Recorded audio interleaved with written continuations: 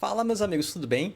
Neste vídeo vamos falar sobre algumas interações que não são muito usuais, mas que vez ou outra eu vejo aparecer, vejo ter pergunta a respeito, então a gente vai tentar falar aqui sobre três interações não muito convencionais. Cara, eu tô muito hypado, eu acabei de ver aqui o Colin que estava acontecendo em Toulouse, e adivinha quem ganhou? Um cara que tem o sobrenome Toulouse, que estava jogando de quê?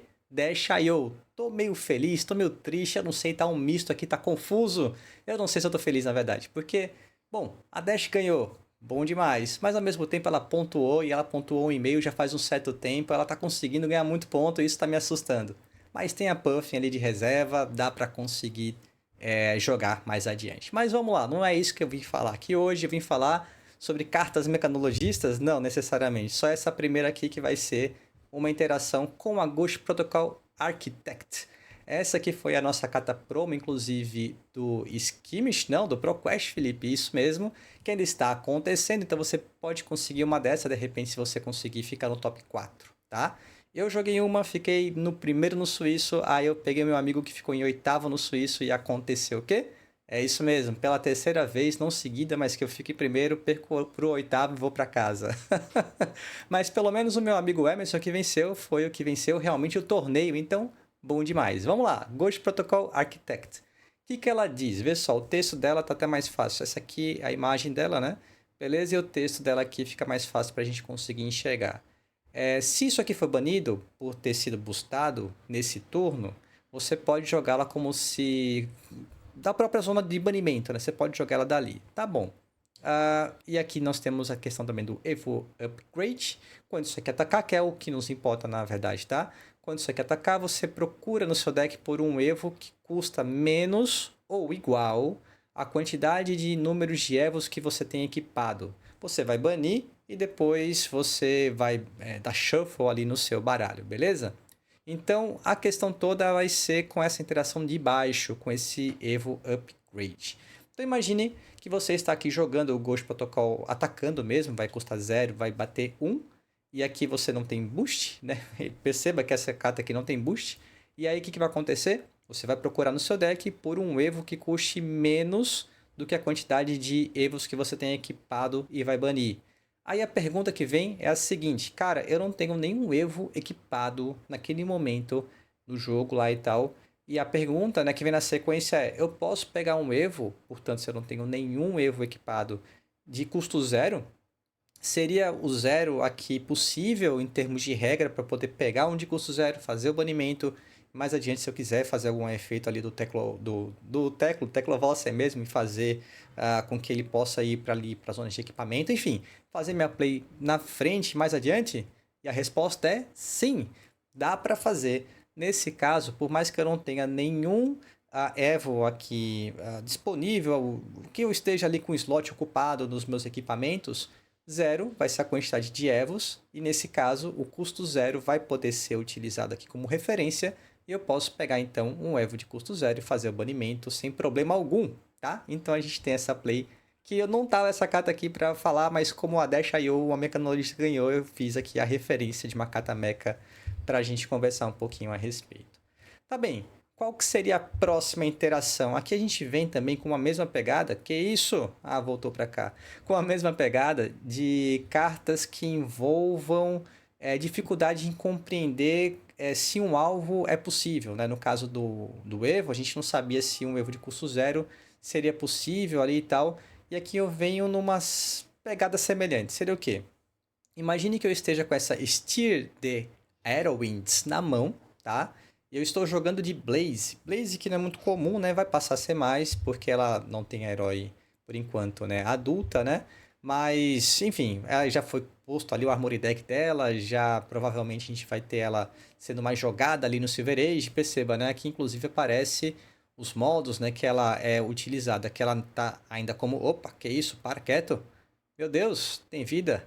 Como não possível, né, de você jogar no Silver Age, porque aqui ela vem já como rara, né? Mas ela ainda não está disponível ali para jogar, por enquanto, né? Então no Blitz ela mas ninguém mais joga Blitz, mas mais adiante ela vai se tornar mais relevante. Tá bem. Então qual que é a interação depois de aqui tomar vida que seria com a Blaze e com aquela outra carta? Primeiro, talvez você não esteja muito familiarizado com o texto da Blaze. A parte de cima não importa, tá? Vamos para a parte de baixo, que é o que vai nos importar nesse nosso exemplo. Uma vez por turno, instantânea. O que você vai fazer? Você vai remover uma quantidade de counters que você tem ali em cima da Blaze, que você vai conseguir colocar esses counters com os opts que você for dando ao longo do seu jogo, né? Como diz a parte de cima. Tá bem. Então você vai tirar uma quantidade X de counters. O que você vai fazer aí na sequência? Você vai banir uma Wizard Non-Attack Action Card, tá bem? Do que? Da sua mão, que dê algum tipo de dano arcano que seja igual a X. E aí o que vai acontecer? Você vai poder jogar esse turno como aquela carta se fosse uma instantânea. Como se fosse uma instantânea. Tá, então vê só. Ela pede como alvo, né, para que você consiga fazer isso, que seja uma carta Non-Attack Action Card de Wizard. A Steer, a gente pode conferir aqui, ela é uma Non-Attack Action Card de Wizard. Então ela implementa esse requisito. E outra, eu falei que a carta estava na mão. Então também cumpri com esse requisito. Qual é o outro requisito para que eu possa banir, né, como instantânea, a carta que esteja na minha mão? Ela diz assim, ó. Vou tirar aqueles marcadores e eu bano uma carta da mão. E aí ele diz, uma carta com um efeito que dê dano arcano igual a X. Aí vamos voltar para cá. Ela diz o seguinte, essa Steer de Aerorinds. Você pode jogar essa carta como uma... You may play your... você pode jogar sua próxima Non-Attack Action Card de Wizard nesse turno como se fosse uma instantânea. E se fosse dar um dano arcano, você, ao invés de dar aquela quantidade de dano arcano, você vai dar aquela quantidade mais 3. Vai ser um Replacement Effect, né? Então, vai ter esse plus, é uma espécie de buff. Então, perceba, ele está dando aqui dano arcano? Não. Ele é como se fosse um Nimblis. Ele vai dar mais 3 para o próximo dano arcano, vamos dizer assim, né? Um AMP, né? Vamos imaginar assim, uma linguagem mais simples, para poder ter esse efeito aumentado ali do próximo dano arcano. Tá bem. Então, veja, a Blaze diz o seguinte, eu preciso banir uma carta daquele tipo que a gente já comentou, da mão, e que dê dano arcano, igual a X. Aí, veja, ela dá dano arcano? Ela dá um buff de dano arcano. Se ela dá um buff de dano arcano, quantos marcadores eu teria que tirar da Blaze? Porque a própria carta não dá o dano, ela dá o buff. Então, se ela não dá o dano, o X, a quantidade de counters, vai ser igual a zero, porque ela mesma não causa um dano arcano. E aí eu consigo banir, depois eu jogo como uma instantânea, e aí eu faço com que tenha um buff de 3. Isso é possível? Veja que pergunta complexa envolvendo vários elementos aqui, né? Saber se essa carta, a Steer, poderia ser um objeto válido para conseguir usar a habilidade da Blaze. Pode? Não, não pode. Por que não pode, amigo? Porque ela não é uma carta que dá dano arcano. E é isso que pede a Blaze. A Blaze fala, olha, você tem que banir uma carta da mão que seja o Wizard, que seja Non-Attack Action e que dê dano arcano. Ela dá o dano arcano? Não, ela dá um buff. Um buff, na verdade, seria um efeito substitutivo. Ao invés de dar tanto, você vai dar tanto mais tanto. Percebe? Então ela não consegue dar esse efeito pela própria carta. Ela não dá um arcano, nem 2, nem 3. Ela dá um buff para a próxima carta que der dano arcano de 3. Então, nesse caso, nada feito. Blaze não consegue fazer essa interação com a Steer. Beleza? O que mais? Temos aqui, então, o representante de gelo, o guardião aqui, que eu detesto jogar contra, porque a Dash.io realmente sofre muito para esse camarada aqui. Que vai ver mais jogo, na minha opinião, viu? Vai conseguir subir no meta. Eu acho. Bom, o que tem esse cara? Esse cara diz o seguinte... Sempre que você jogar uma carta de gelo, você vai criar um Frostbite num slot que esteja desocupado do equipamento do seu oponente. Então, nessa minha situação aqui, estou jogando de assassino. E nisso, eu já bloqueei com a cabeça em algum momento, aquele slot está vazio, e aí o meu oponente conseguiu de alguma forma jogar o Jaw, né?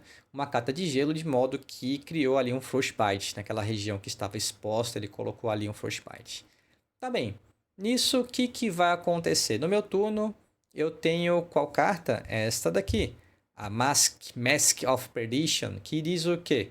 Ela tá no meu banimento, aliás, ela tá no meu grave, tá no meu cemitério ali, e ela diz, olha, enquanto isso aqui estiver no cemitério, você pode no começo do seu turno, e perceba que é no start of a turn, né? Não é durante a action phase. Você pode no começo do seu turno destruir 2 silvers, e digamos que eu tenha 2 silvers, que eu estou controlando aqueles 2 silvers, e eu posso então equipar isso daqui, tá?